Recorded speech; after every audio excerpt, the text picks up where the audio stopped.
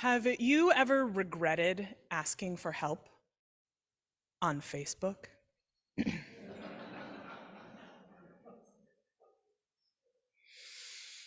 I have. Mostly about parenting things. A couple of people's eyes went wide. Yes, you too had the terrible and scarring experience of asking a question about what you should do about this parenting thing on social media.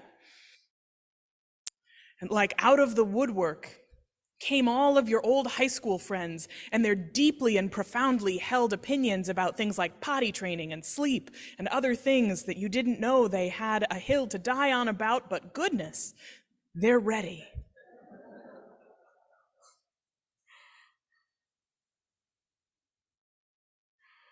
It's sometimes easy to feel like we're asking for help or reaching out to community when we ask for it at what I like to think of as the Facebook level. But as Ryan Merton pointed out at the first service, asking for help and asking for advice are two different things. And when I was a new parent, I felt like I sought out a lot of logistical and practical advice. I wanted to know hear people's opinions about what's the best bottle we should buy, and what's a useless thing we can leave off our baby registry, and what's the most important thing for sleep hygiene for your baby. And I will say I learned the best swaddling technique from Pastor Allison at St. Paul's Lutheran Church of Cheyenne, Wyoming. It's called the Houdini. And if you have a new infant and you ever need the world's best swaddle, I'm here to help. But I didn't ask for help about the things I probably should have. About the things where I actually didn't want any advice, but I did need help. Questions like, am I the same person I was before we had a child? No. Yes. No. Is my parenting good enough? Yes. No. Yes. Becoming a new parent is one of those moments that's filled with such joy, and other people are so ready to tell you how happy you should be. So helpful. But the truth is, it often feels frightening and lonely. And like everything you thought you knew about how to be in the world is suddenly wrong. And then you relearn that lesson every 2 to 4 years with each new developmental stage. And we haven't, our oldest is only 4.5. It's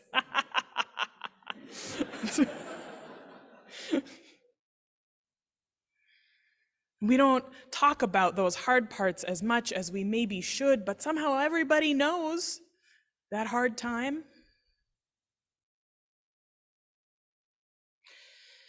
Scott talked about the softball player Eileen Canny Linehan, and she was a Division I NCAA softball pitching all-star. She was incredible. She was at the top of her game. She could fire fastball pitches like nobody's business. She could strike out batters like nobody's business. She pitched for Northwestern University. And she could not throw overhand to first base. For those of you who don't know anything about sports, a 6th grader can throw overhand to first base. I can throw overhand to first base at least half the time, but she couldn't. It's called the Yips in especially baseball and softball.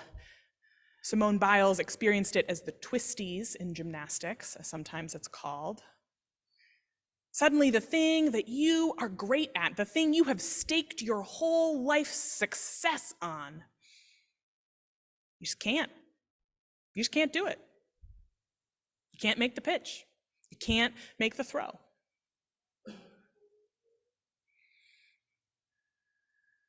And Eileen Canny Linehan became the person that people look to for help, because she, in her time, discovered that the most powerful way to overcome the yips is to talk about it with your teammates. Because when you have the yips, right, when you're the one where something is going wrong, where you feel like your body is betraying you, your mind is betraying you, you are scared and alone, frustrated beyond all belief, and you feel like you're carrying this secret shame. But here's the thing, when you're like Division I, high-performing NCAA softball pitcher who can't make a throw to first base, everybody already knows that something's wrong. You're not surprising anybody when you talk about it. Everybody knows. How many of us have felt that way in our own lives? We have overcome the big, right? It feels like it's climbing a mountain to be able to look somebody you care about in the eye and say, I need help. And they look at you. I feel like it mostly happens with my mother.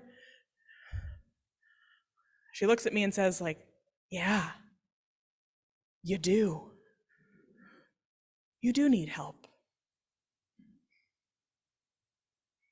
And so Linehan has this whole life now where after she graduated from school and went on to play professional overseas, now she's the person to call. She's the voice on the other end of the phone who knows what it feels like to deal with that level of shame and anxiety and fear.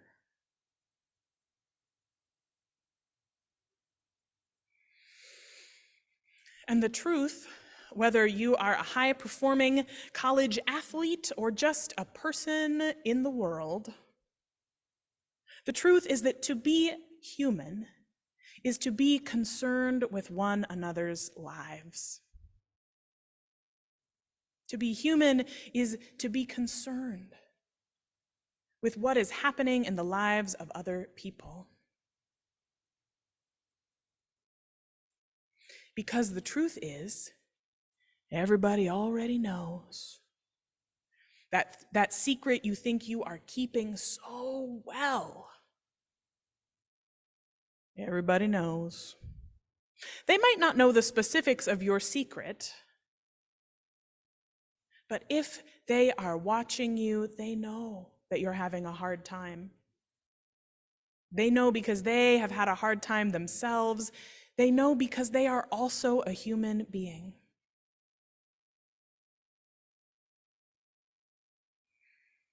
And as Unitarian Universalists, we have a particular way that we understand those interconnections of us as human beings. Because sometimes, right, I would say in some places, particularly in certain flavors of Protestant Christian theology and even Catholicism, right, there's the idea that you have to give it to God, right? You have to, you just dump it back. Or that it's not good to talk about your struggles because it means that you're complaining. Or that my favorite thing to be mad about, that God wouldn't give you more than you could handle.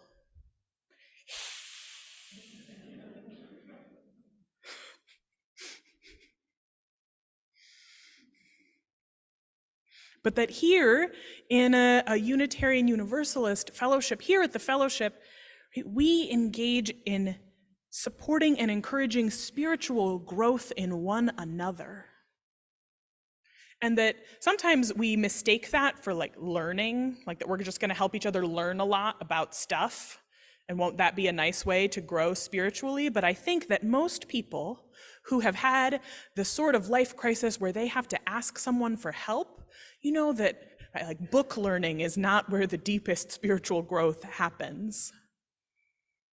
It's when we have to be vulnerable. It's when we have to ask for help. I have a whole seminary degree, and I think that the spiritual growth from becoming a parent and failing on a daily basis at that far outweighs all the learning that I did in seminary.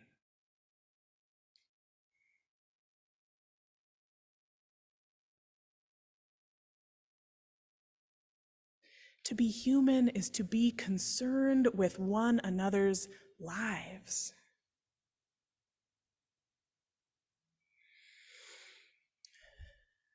And sometimes, right, the shadow side of that concern is something we might call gossip.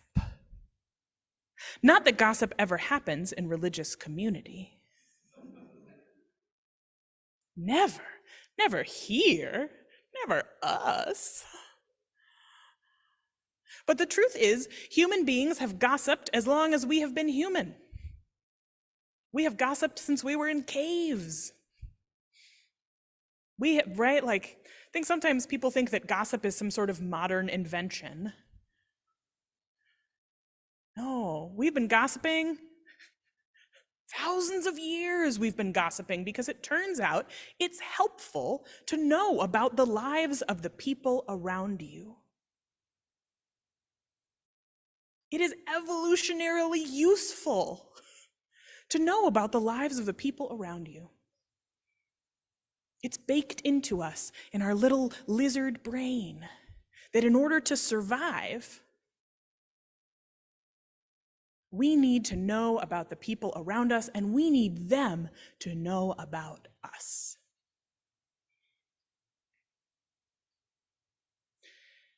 But that runs counter to so many stories that we tell ourselves, that society tells us about what it means to be independent. And I'll admit, right, Unitarian Universalists, we don't like to be told what to do or what to think, or that we can't do it all. We like to believe that if we, like with our minds, and if we just put our minds to it, we can do anything. How many of you have, sometimes I use the phrase, right, shoulded all over yourselves? I should be able to do this by myself. Yeah, I know I have. This should be easier. I shouldn't need help. I am here today to tell you that those are lies. Those are lies. The idea that you should be able to do this alone is a lie. It's ahistorical. Human beings have been in each other's business for a long time because it's actually good for us. I want to add the caveat here that if you're just trying to be in somebody else's business to make trouble, no, it's not what I'm talking about. But if you want to be in somebody else's business because you care about them, and you have a genuine curiosity about how you can help them shoulder their burdens, then yeah, do a little gossip.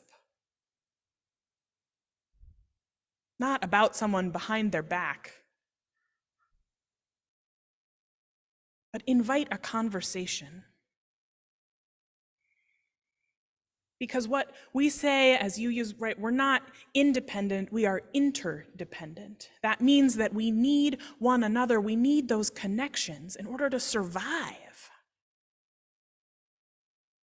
And sometimes, right, nerd alert, the seventh principle of Unitarian Universalism is a respect for the interdependent web of all existence of which we are a part, which we typically use to talk about environmentalism, right? It's a statement about how we are in relationship with the natural world, and that is true and important. But our interdependence isn't just with the web of life, it's also with other people. And that principle of interdependence applies to all of us. Maybe even the most to those of us who are the worst at asking for help. I was talking to my wife while I was getting ready for this sermon, and I was like, can you help me think of a time I should have asked for help and didn't? I feel like she was like, we haven't got enough time. But the truth is that whatever the yip is in your life right now, whatever the thing is that you think you should be able to handle alone but you can't, whatever it is that feels like a burden you just can't set down, that keeps you up at night, makes you feel frustrated, alone, whatever it is, you don't have to bear it alone. You don't have to bear it alone. It doesn't mean you have to, sometimes we use the term trauma vomit, right? You don't have to overshare. You don't have to tell everyone. Not all of us are as brave as Scott to tell people about the truth about your own life, but that you have to tell someone. You have to tell someone.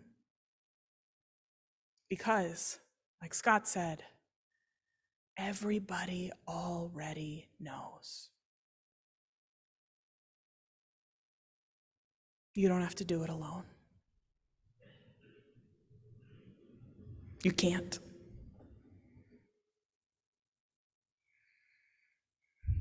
May it be so.